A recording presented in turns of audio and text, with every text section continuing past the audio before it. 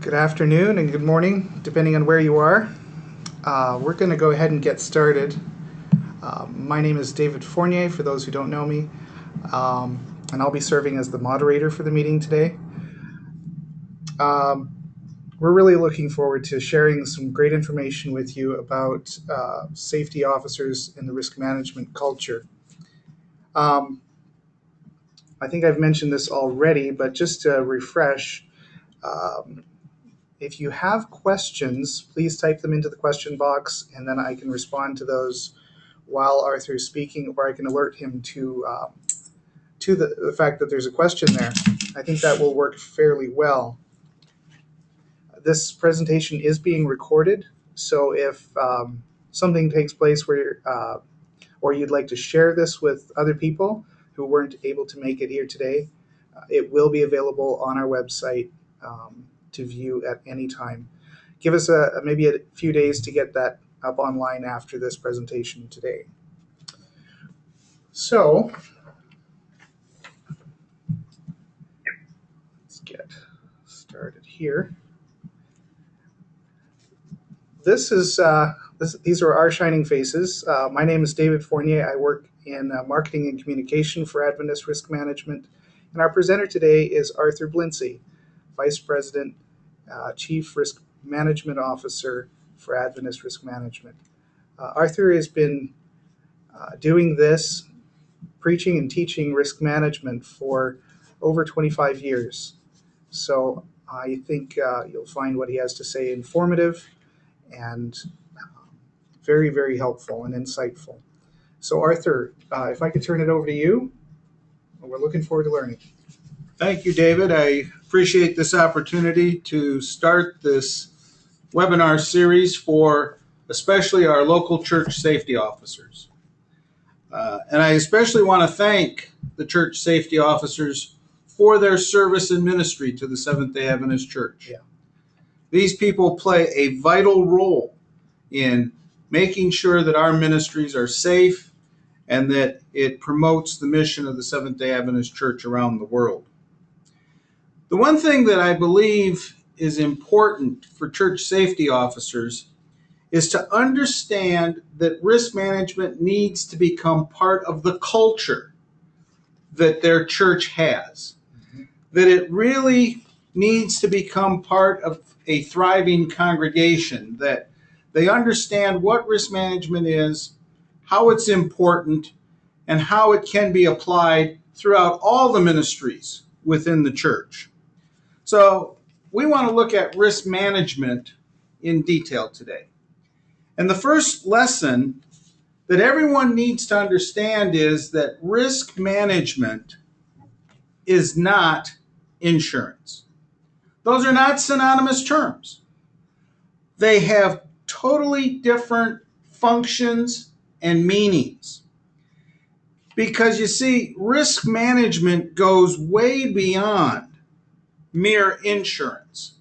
And I hope that by the end of this webinar today, they will have a clearer understanding of how that actually takes place at the local church.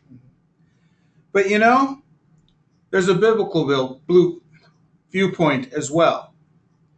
You know, here at Adventist Risk Management, we say our mission is to protect your mission.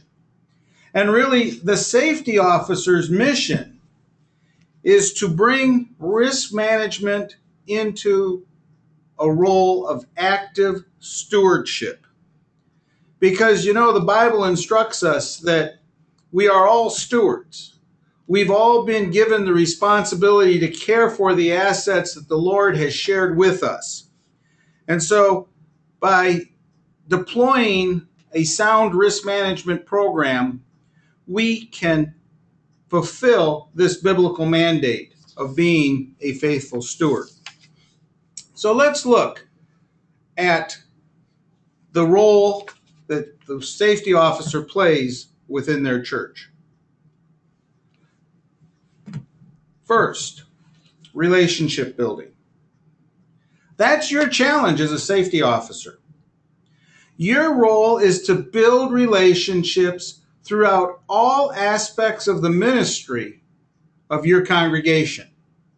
Some might say, well, that's scary. I wouldn't say it's scary, but it is a challenge. You need to get to know and understand what ministries are your church involved in. Who are the leaders? What kind of skills do they bring to their ministry? Now, your role is not to supersede their leadership in these ministries. Your role is to help support them, to make sure that they understand the importance of safety, the importance of the risk that they may be facing when they undertake these ministries, and then to help equip them so that they can be part of your team in an overall risk management program at your church. As you develop these relationships, you're going to be able to foster the cooperation from throughout your congregation that will make the difference in how your church achieves its mission. And I think that's the exciting part about being a safety officer. I have a question for you. Okay? It does sound huge. It sounds like it could go into pretty much every ministry the church has going on. But what kind of risks does a church face? Well, I'm glad you asked that, because the risk, especially in today's society, are huge. When we think of risk, we think of a lot of the natural catastrophes that we've been seeing. Various types of storms, blizzards, earthquakes, floods, the natural disasters. But there's also the common accidental losses, a slip and fall on church property, a fire that can consume and destroy a church, financial loss from embezzlement, which is another form of a criminal act, such as a robbery or a burglary or a theft of church property. But have you thought about the personal injury liabilities, such as libel and slander? What is your church doing in the area of maybe web-based streaming ministries? What's being said from the pulpit or in some of your other ministries that are being broadcast? Personal injury can occur. The newspaper just recently has been filled with the headlines of sexual misconduct within the faith-based community. And the Adventist Church is not exempt from those kinds of terrible situations as well. In some places, there may be governmental actions that impact the church. Just recently, one of our conference offices was approached by the state to purchase their property because the highway was going to be expanded. Now, that was a cooperative effort, but the government may take over church properties by eminent domain, which is another form of a risk that you need to be aware of. And fines and penalties. One of our conferences recently was facing a serious accident, and their state OSHA department came out, and there was going to be fines because of the unsafe practices that were involved when that accident happened. And then the whole litigious climate of our society today. Mm-hmm. Juries have become very liberal in how they are awarding judgments against the church, and we need to be aware of that. But beyond these risks, there's other impacts. And the impacts are in two basic types.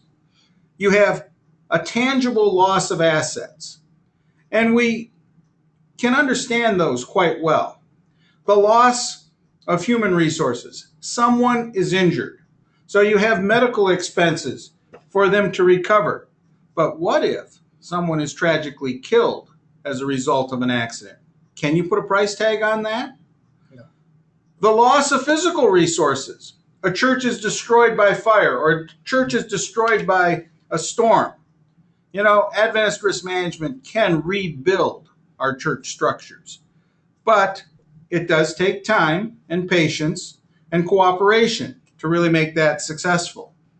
And the loss of financial resources, embezzlements, frauds, the church has in place protection to protect those types of financial resources from loss. But what about the second type of impact, the non-tangible losses? Have you thought about how is a certain accident going to impact your members' lives or the church leader's life? What is the value of your reputation? Can you put a price tag on that?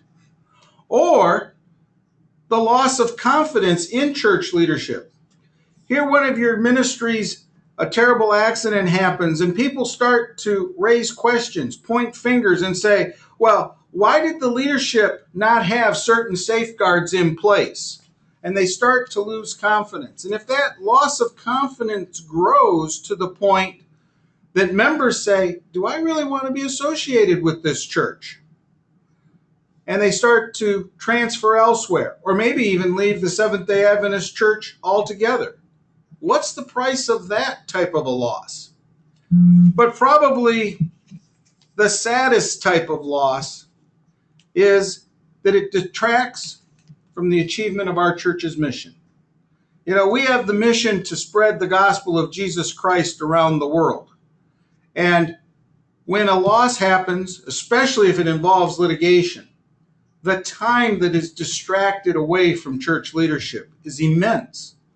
And it impacts directly the mission of the Seventh-day Adventist Church in ways that only a good risk management program can help the church respond. So another question here. How is risk management different from insurance? Well, I'm glad you asked that question because, you see, risk management is a three-step process. And that's what we really want you to learn today. What is the risk management process?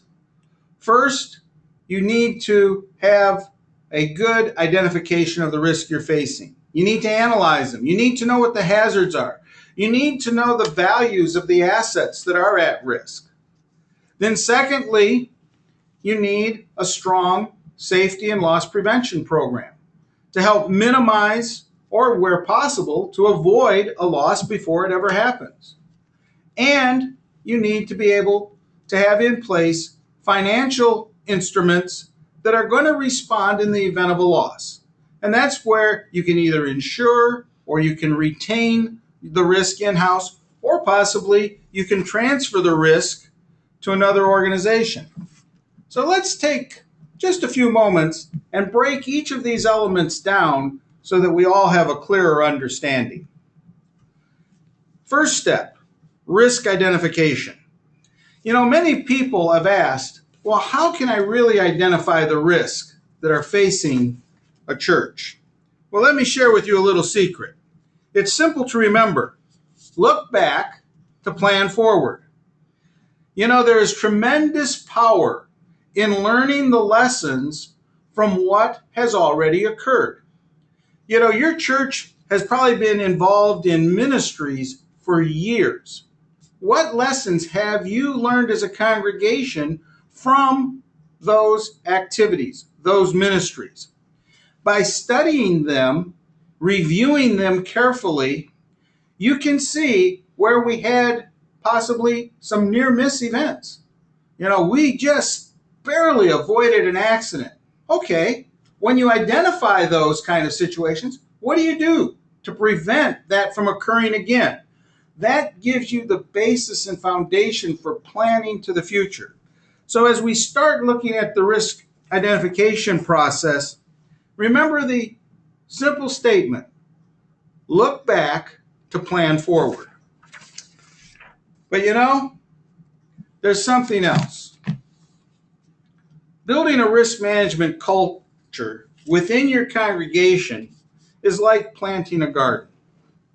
And to do the job properly, you have to cultivate and plant the seeds of safety throughout all of your ministries. Marvin Rinke, who is now the retired past president of YMA Services, made this interesting statement in one of a risk management seminars that I attended. He said that the genesis of many accidents begins in the boardroom. Now, what did he mean by that statement? Simply put, the YMCA actually started to look back as they were planning forward. They looked at their losses. They started to ask the probing questions. What was the real root cause of that loss? And oftentimes they found it was decisions made by a governing board who maybe said we didn't have the funds to do a certain maintenance project, and then the piece of equipment or the vehicle broke down and an accident occurred. Those decisions that we make at local church board meetings, at Pathfinder leadership meetings, at Sabbath school councils, they all are planting the seeds that will one day bear fruit, either positively or negatively, within your risk management culture of your church. So let's plan ahead. And you know, King Solomon gave us some great biblical counsel in this regard. Two of my favorite texts found in Proverbs are found first in Proverbs chapter 21:5.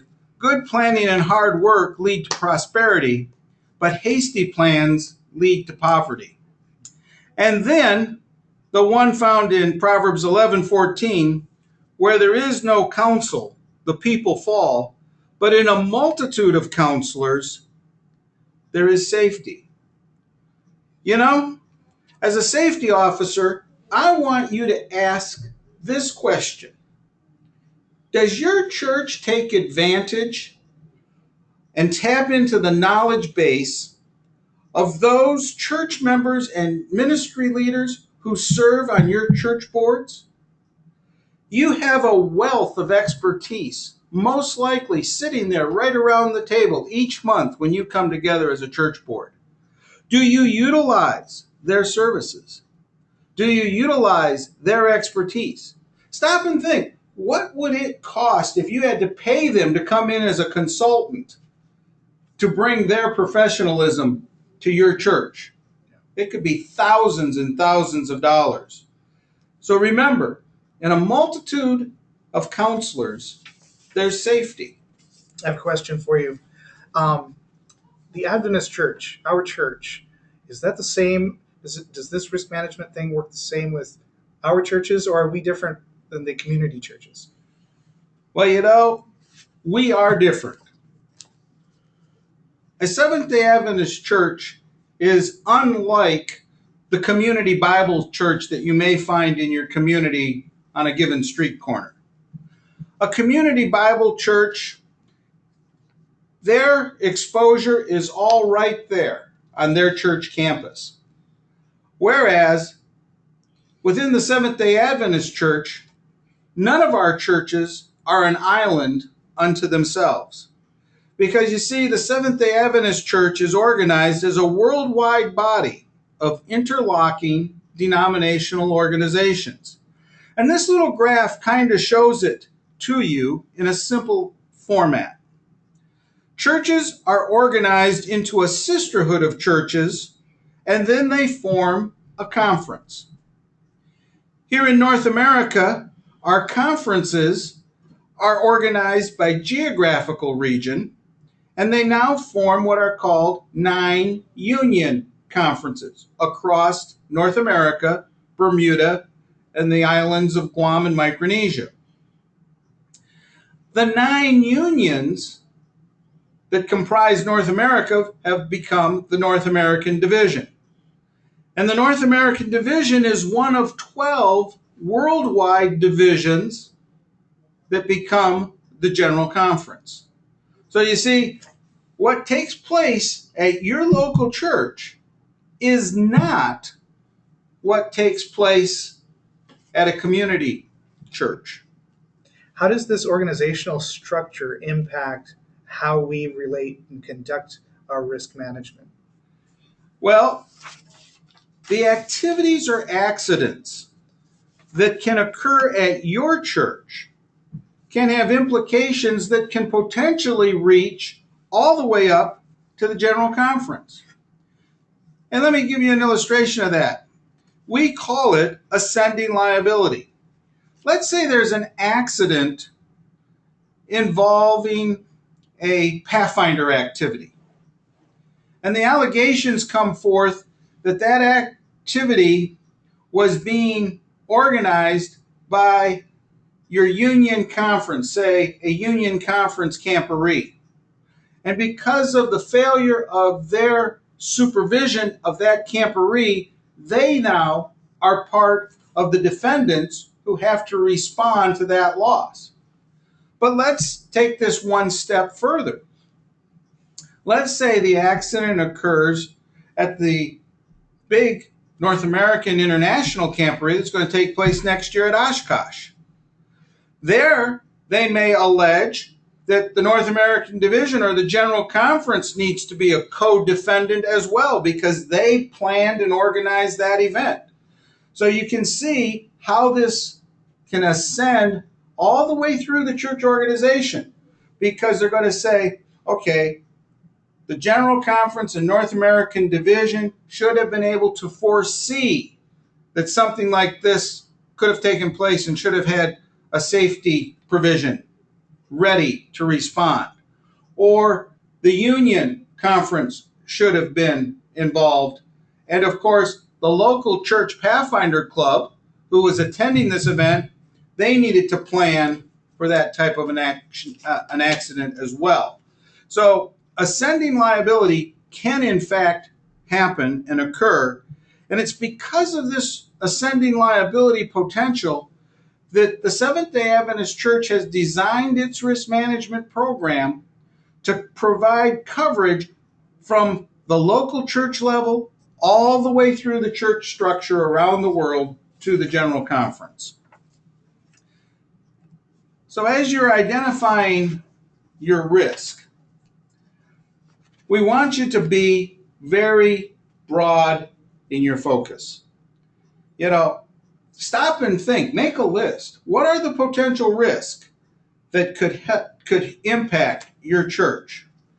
What kind of activities in your church may require special types of assistance? Maybe some special safety equipment or protective gear of some sort. What type of conditions could change? Could the weather change during an activity that would make it extremely hazardous?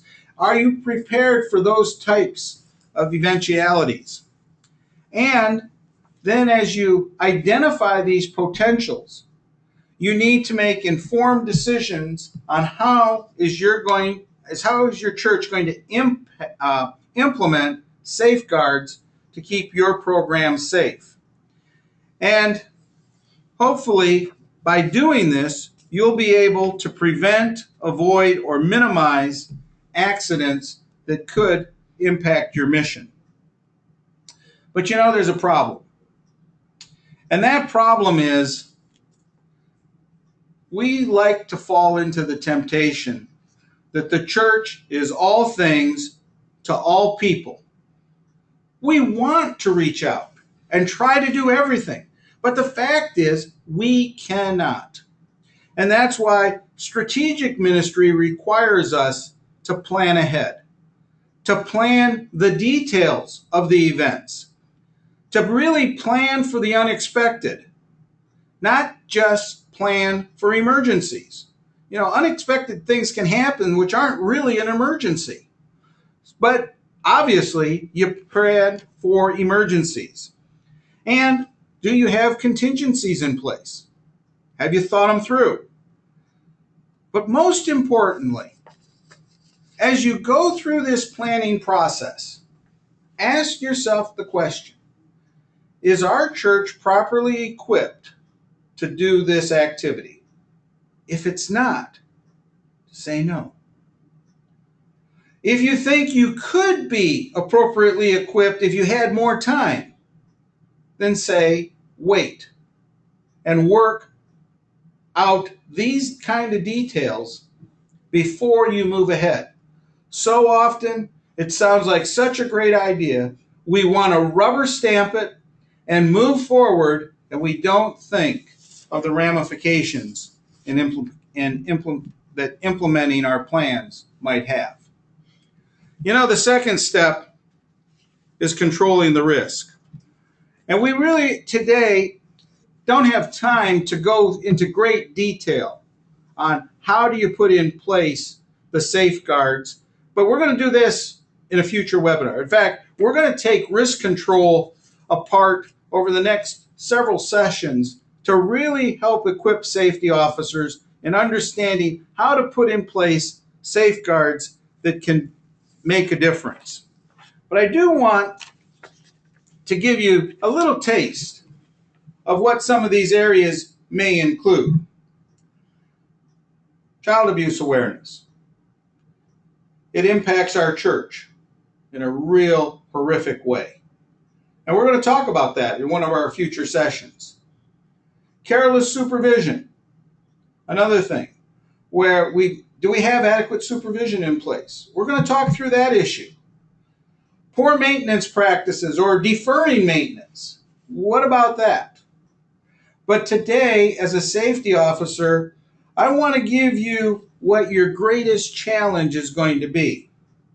And that is, you are going to face the challenge of apathy.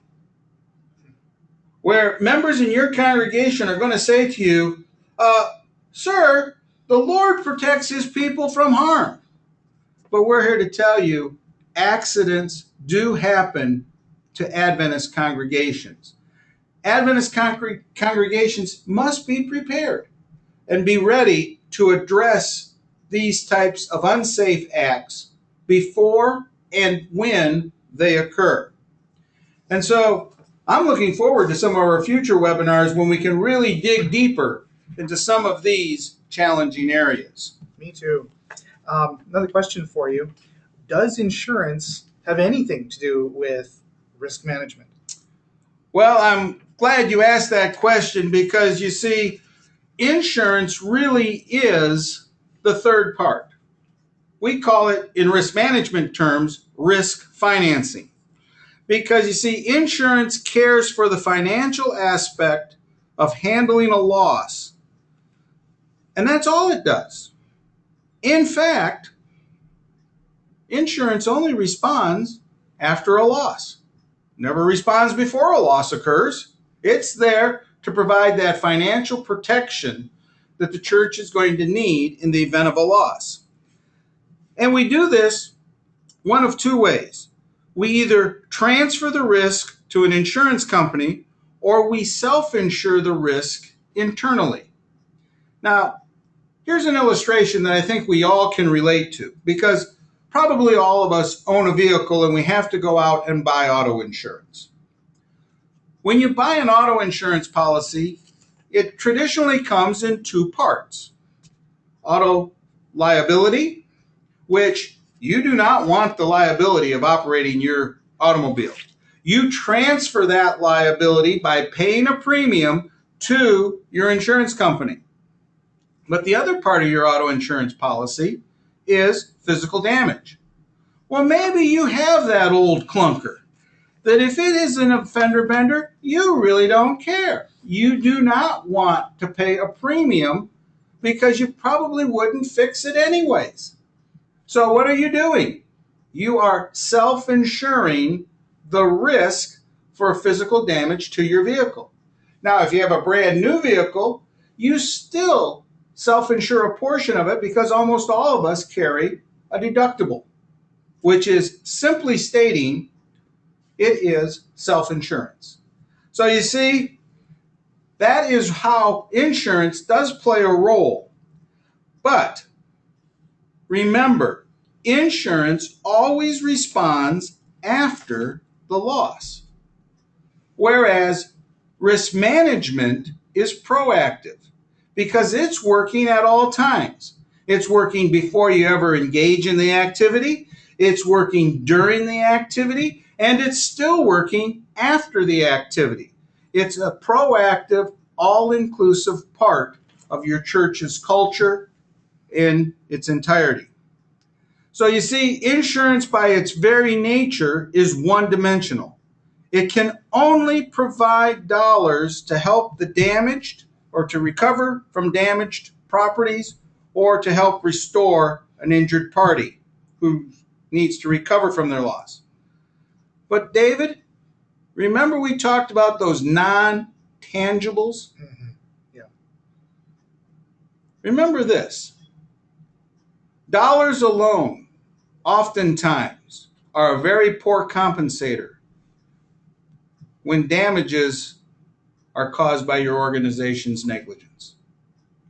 I've met with families who have lost a child, tragically killed, due to the negligence of something that took place at a church activity.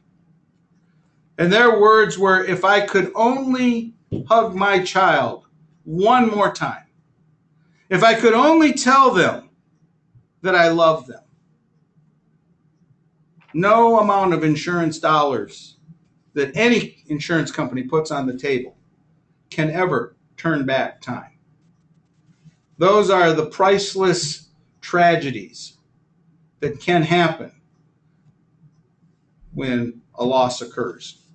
And so, you see, that's why insurance is not risk management. You know, I want to thank the safety officers who are out there who are making a difference in their local congregation. I want to thank them for their willingness to serve the Seventh-day Adventist Church. Yours is a very challenging ministry, but it's a ministry that can make a tremendous difference, not only within your congregation, but throughout your entire community. And I want to end this webinar today with a closing thought from my friend and mentor, Dr. Kenneth Blanchard, who is a world-recognized author of the book, The 1 Minute Manager, and many other publications on leadership. And in one of his articles, he makes this statement: I believe that people want to be magnificent. It's the job of the ministry leader to bring out the magnificence in people and to create an environment where they feel safe and supported and ready to do the best job possible. It's this responsibility, which is a sacred trust that should not be violated. The opportunity to guide others to their fullest potential is an honor and one that should not be taken lightly. For as leaders, we hold the lives of others in our hands, and these hands need to be gentle and caring and always available for support. My friends, that's your role within your congregation as a church safety officer. You can make a difference. And we at Adventist Risk Management, we're here to help you make that difference by equipping you and supplying to you the resources that you need so that you can conduct your ministry on a much more informed basis. I want to thank you so much, Arthur, for this this presentation, these thoughts. I know I've learned a lot just going through this again. I want to take a second, though. I wonder if we can highlight some of the future upcoming webinars that we intend to be producing. What other topics can we expect to be hearing about? Well, in addition to the three that I mentioned on child abuse, appropriate supervision, and maintenance practices, we're going to do a webinar on how to conduct a church self-inspection. You know that as a safety officer, conducting an inspection of your church premises is one of your tasks, and we're going to give you the tools to do that more effectively and efficiently. We also want to encourage you to establish church safety committees, and we will be focusing on the role of a safety committee at the local church. When we get down towards the fall, we'll do one on fire safety in preparation for Fire Prevention Month. And we're going to do, at appropriate times in the year, how to get your church ready for winter. what to do as spring and summer comes. What are the specific hazards that you need to be aware of? So, David, I think we have a whole series of webinars in the planning stage that will definitely help to make a difference. Oh, fantastic. Um, well, we're going to be looking forward to those. And we can find more information about the upcoming webinars on the website, adventistrisk.org. Under the prevention section, there's actually a menu item there called webinars. So that information will be coming there. I want to also highlight the other information available at the prevention section of the adventistrisk.org website. We have things, our link to our YouTube videos. We have white papers, short bits about specific safety topics. And the one I really want to highlight here today is the church safety brochure. This one is a really great tool. It's available in PDF format in English, Spanish, French, and Portuguese. And it really gives a great overview of risk management at the local church level. It's a great tool. So I encourage you to take a look at that. We're going to open things up for questions in just a moment, but if you have additional questions moving forward or feedback or comments that you'd like to give us as we're planning future webinars, feel free to contact me personally. My email address is up on the screen right now, dfournier, Fournier, at adventistrisk.org. Please direct the questions to me, and if I don't have the answers to that specific question, I'll forward them on to either Arthur or one of our team members who is specifically informed about that issue. The next webinar that we're going to be putting together is going to be on March 12, and it's about preventing the losses in the heart of risk management. Now, who's going to be sharing on that topic? I think I'm back up again on March 12th. You're back up on that one? And we're going to give a broad overview of what are the exposures, what are the risk control challenges that you're going to have as a church safety officer, because that's really the heart and soul of risk management. And so we're going to give a broad overview in our next session. Oh, looking forward to that. The other resource I want to point everyone to that is an ongoing resource as well is the risk management newsletter we produce called Solutions.